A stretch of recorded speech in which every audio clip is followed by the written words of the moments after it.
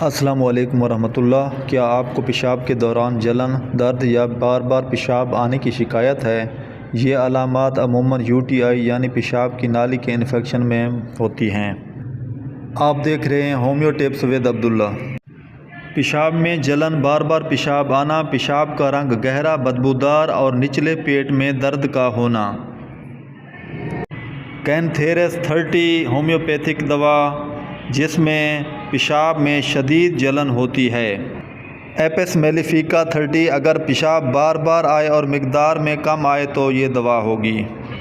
احتیاطی تدابیر اپنائیں: پانی زیادہ پئیں، صفائی کا بہت زیادہ خیال رکھیں اور پیشاب کو روک کر نہ رکھیں۔ اگر آپ مزید ایسی ہومیوپیتھک ویڈیوز دیکھنا چاہتے ہیں تو ہمارے چینل کو سبسکرائب کریں، لائک کریں اور کمنٹ میں سوال لازمی کریں۔ آپ کی صحت اور سہولت کے ساتھ ہومیو ٹپس ود عبداللہ۔